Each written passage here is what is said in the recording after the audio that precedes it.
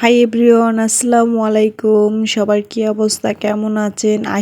I hope সবাই ভালো আছেন, সুস্থ আছেন। আলহামদুলিল্লাহ আমরা অনেক বেশি ভালো আছি পরিবার পরিজন নিয়ে। বরাবর মতো চলে আসলাম আপনাদের সাথে নতুন দিনে নতুন একটা ভিডিও নিয়ে। তো আজকের ভিডিওর আয়োজন দেখে অলরেডি বুঝেই গিয়েছেন আজকের ভিডিওটা কি টপিকস নিয়ে হচ্ছে। তো আজকের ভিডিওটা হচ্ছে শবে বরাতের। তো এটা হচ্ছে গত 2 দিন আগের ভিডিও। তো একটু ব্যস্ততার কারণে আপনাদের সাথে শেয়ার করতে পারি নাই। তারপর 2 দিন পর লেট করে ভিডিওটা শেয়ার করলাম।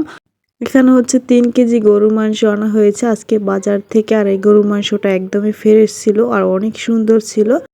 আর গরুটাকে নাকি আজকে জোবা দেওয়া হয়েছে, ওখান থেকে মাংস আনা হয়েছে। তো এখানে হচ্ছে মাংসটাকে ভালো করে পরিষ্কার করে তারপর একটা কড়াইয়ের মধ্যে নিয়েছি, যে কড়াইটার মধ্যে রান্না করব। সাথে দিয়েছি এখানে 1 কাপ পরিমাণ পেঁয়াজ, তারপর হচ্ছে দিয়েছি এখানে কাঁচামরিচ, তারপর তেজপাতা, আস্ত গরম মশলা, তারপর হচ্ছে দারচিনি, তারপর দিয়ে দিচ্ছি 2 টেবিল চামচ আদা রসুন বাটা, 4 টেবিল চামচ দিয়েছি এখানে, যেহেতু দুইটা মিক্স করা ছিল তাই। তারপর দিয়ে দিচ্ছি 2 টেবিল চামচ হলুদের গুঁড়ো, 1 টেবিল চামচ জিরের গুঁড়ো আর 2 টেবিল চামচ মরিচের গুঁড়ো। সাথে যেহেতু কাঁচা মরিচ দিয়েছি তাই মরিচের গুঁড়োটা একটু কম দিয়েছি। তারপর দিয়ে দিচ্ছি সরিষার তেল। সরিষার তেল দেওয়ার পর তারপর হচ্ছে এখন ভালো করে হাতে মেখে নিব মাংসটাকে সুন্দর করে। আর যত বেশি ভালো করে মাখানো হবে আর মাংসটা খেতে কিন্তু ততই মজা হবে। তারপর হচ্ছে মাংসটাকে মেখে একটা সাইডে রেখে দিয়েছি। আর অপর পাশে হচ্ছে মুরগির মাংস রান্না করব। মুরগির মাংস রান্না করার জন্য এখানে 1/2 কাপ পেঁয়াজ, সাথে দিয়েছি কাঁচামরিচ, পরিমাণ মতন তেল দিয়ে তারপর হচ্ছে ভেজে নিয়েছি কিছুক্ষণ। তারপর এখানে হচ্ছে কালো গোলমরিচ, তারপর তেজপাতা, দারচিনি, এলাচ দিয়েছি দুইটা দুইটা করে সব কিছু দিয়ে তারপর কিছুক্ষণ ভেজে নিয়েছি। পরিমাণ মতন লবণ দিয়ে দিচ্ছি, লবণটা দিয়ে একটু নাড়া দিয়ে দিচ্ছি। তারপর হচ্ছে এখানে 2 টেবিল চামচ আদা রসুন বাটা দিয়ে দিব।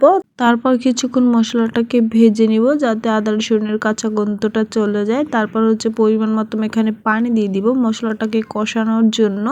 পানিটা দিয়ে তারপর হচ্ছে এখন বাকি মশলাগুলি দিয়ে দিব, নয়তো পুড়ে যাবে তেলের মধ্যে দিলে মশলাটা। তাই একটু পানি দিয়ে দিচ্ছি। এখানে দিয়ে দিচ্ছি 1.5 টেবিল চামচ হলুদের গুঁড়ো, 1/2 টেবিল চামচ জিরের গুঁড়ো, 2 টেবিল চামচ মরিচের গুঁড়ো দিয়ে এখন হচ্ছে ভালো করে মশলাটাকে কষিয়ে নিব যতক্ষণ না পর্যন্ত মশলাটার উপরে তেল চলে না আসে ততক্ষণ পর্যন্ত। আর এই সবে বরাতে আমরা কিন্তু মোটামুটি ভালোই আয়োজন করেছি আর একটু একটু করে সব কিছুই আপনাদের সাথে শেয়ার করব আস্তে আস্তে। তো প্রথমে হচ্ছে রান্নার কাজগুলি সেরে নিচ্ছি, তারপর হচ্ছে বাকি এই কাজগুলি করব। তো সকাল সকাল ঘুম থেকে উঠিয়ে তারপর হচ্ছে রান্নাটা বসিয়ে দিয়েছি। আর এখানে হচ্ছে 3টা কক মুরগি ছিল বড় বড় সাইজের। তো 3টা কক মুরগি একসাথে রান্না করা হচ্ছে। এখানে ভালো করে কষিয়ে নিচ্ছি মশলার সাথে মুরগির মাংসটাকে। আয়োজনটা একটু বেশি বেশি করেছি, এমনিতেই অলরেডি বাসায় মেহমান আছে, তারপর আবার 2-1 জন এসে তারপর ওনাদেরকে দিতে হয়, আবার নিজেরাও একটু খাই, তাই একটু বেশি বেশি করে রান্না করা হচ্ছে।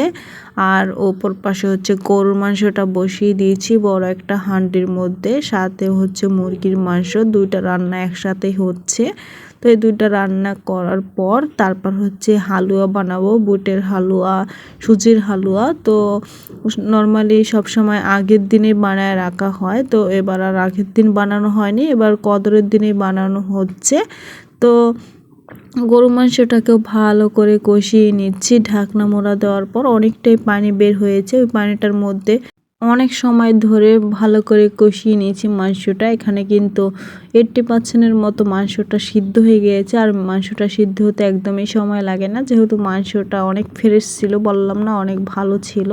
তারপর হচ্ছে আলুটা দিয়েছি, আলুটা দিয়ে এখন ভালো করে কষিয়ে নিব। আর এদিকে মুরগির মাংসটার মধ্যে একটু ঝোল দিয়ে দিচ্ছি, ঝোলের পরিমাণটা একদমই কম দিয়েছি কারণ এটা ভুনা ভুনা টাইপের রান্না করব তাই। আর গরু মাংসতে যেহেতু ঝোল রাখবো তাই আর মুরগির মাংসতে ঝোল রাখবো না, নয়তো কিন্তু খাওয়া হবে না।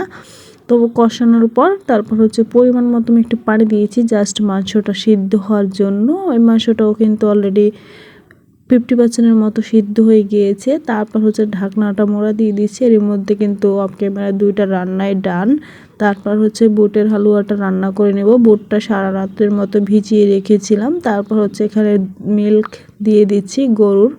তো গরুর দুধ দেওয়ার পর সাথে হচ্ছে এখানে 2টা তেজপাতা, 3টা এলাচ, 3টা দারচিনি দিয়ে তারপর হচ্ছে সিদ্ধ বসিয়ে দিয়েছি। আর অপর পাশের চুলা হচ্ছে সুজির হালুয়া রান্না করব। সুজির হালুয়াটা রান্না করার জন্য এখানে সুজি নিয়েছি 1 কেজি।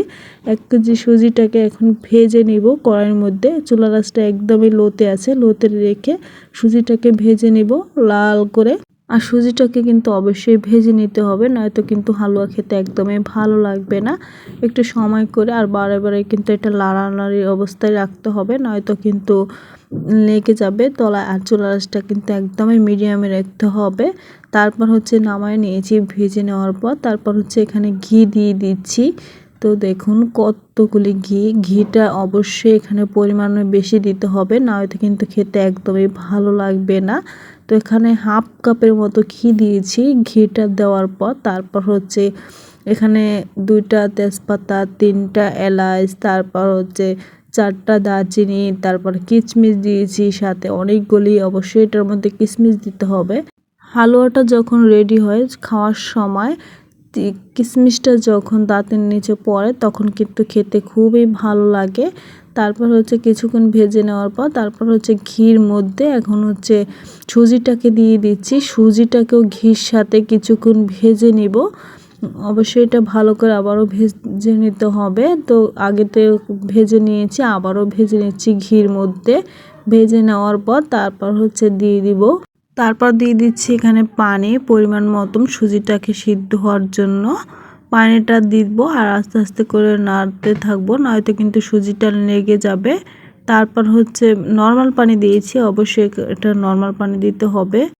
আর আস্তে আস্তে নাড়তে থাকবো। তো এই যে এভাবে করে মিশিয়ে নিব। তারপর হচ্ছে ভালো করে মিশানোর পর এখন দিয়ে দিচ্ছি এখানে পাউডার মিল্ক। আপনারা চাইলে গরুর দুধও দিতে পারেন, পানির ক্ষেত্রে গরুর দুধটাও দিতে পারেন যদি গরুর দুধ থাকে হাতের কাছে, আর নয়তো এভাবে দিবেন।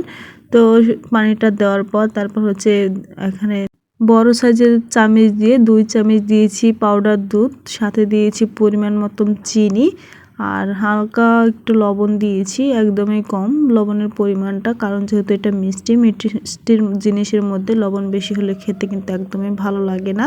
তারপর সুজির হালুয়াটা হয়ে গিয়েছে, তারপর হচ্ছে নামিয়ে নিয়েছি। এখন হচ্ছে বুটের হালুয়াটা রান্না করে নেব। এর মধ্যে বুটটাও সিদ্ধ হয়ে গিয়েছে। তারপর হচ্ছে পাটার মধ্যে বেটে নিয়েছি, যে দুধটা দিয়ে সিদ্ধ করেছি দুধটা একদমই শুকিয়ে নিয়েছি। তারপর হচ্ছে বেটে নেওয়ার পর এখন হচ্ছে এটাকে রান্না করে নেব। এটার মধ্যেও ঘি দিয়েছি হাফ কাপের মতো, অনেকগুলি ঘি দিয়েছি। আর ঘিটা যত বেশি দেওয়া হবে, হালুয়া জিনিসের মধ্যে যত বেশি ঘি হবে খেতে কিন্তু ততই বেশি মজা হবে, মুখে লেগে যাওয়ার মতো এরকম স্বাদ।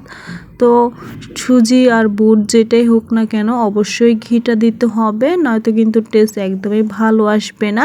তো ঘির মধ্যে এখন হচ্ছে ডালটাকে দিয়ে দিচ্ছি। ডালটা কিন্তু একদমই মিহি করে বেটে নিচ্ছি, আর এটা বেটে নিলেই ভালো হয়। অনেকে ব্লেন্ডার করে, এতে পানি দেওয়া লাগে, তারপর হচ্ছে ব্লেন্ডারের সমস্যা হয়ে থাকে, তাই বেটেই নিয়েছি। বেটে নিতে একদমই সময় কম লাগে শিলপাটায়। তারপর হচ্ছে এখানে পরিমাণ মতন লবণ, আর এখানে 3 টেবিল চামচ দিয়েছি পাউডার মিল্ক দিয়েছি। দেওয়ার পর তারপর হচ্ছে এখন সব কিছু একসাথে মিক্স করে নেব। আর চুলার আঁচটা কিন্তু একদমই লোতে রেখেছি, কারণ চুলার আঁচটা বাড়িয়ে দিলে নয়তো কিন্তু নিচ থেকে পুড়ে যাবে আগেই। তো চিনিটা এখনও গলে নাই, তারপর হচ্ছে সব কিছু মেশানো হয়নি। তারপর হচ্ছে সব কিছু মিশিয়ে নেওয়ার পর, আর এটা কিন্তু নাড়া তালে থাকতেই হবে, না নাড়লে কিন্তু নিচ দিয়ে লেগে যাবে।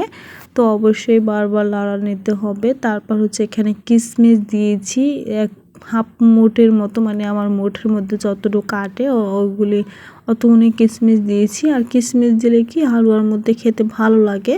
তারপর চিনিটার মধ্যে থেকে অনেকটাই পানি বের হয়েছে, পানিটাকে একদমই শুকিয়ে নিয়েছি। তো এটা যেহেতু আমি শাঁস দিয়ে তৈরি করব, তাই এখন ভালো করে শুকনো করতে হবে, নয়তো কিন্তু সাজ দিয়ে বানানো যাবে না। তারপর হচ্ছে নামিয়ে নিয়েছি। তো এখন হচ্ছে ডিজাইন করে নিয়েছি সাজ দিয়ে, দেখুন কত সুন্দর ডিজাইন হচ্ছে। আর একদমই কিন্তু শুকনো শুকনো করে তারপর হচ্ছে এই ডিজাইনটা করতে হবে অবশ্যই, নয়তো কিন্তু ডিজাইনটা একদমই হবে না। আর এই সাজের মধ্যে ঘি দিয়ে হাতে একটু ঘি ভরিয়ে তারপর হচ্ছে এই ডিজাইনটাকে করে নিচ্ছি। তো বিভিন্ন ধরনের ডিজাইন আছে সাজ, তো ওই সাজ দিয়েই তারপর হচ্ছে ডিজাইন করা হচ্ছে, খুবই ইজি। হালুয়া রেডি করতে করতে 2টার মতো বেজে গেছে। তারপর হচ্ছে রুটি বানানো হচ্ছে, চালের আটার রুটি।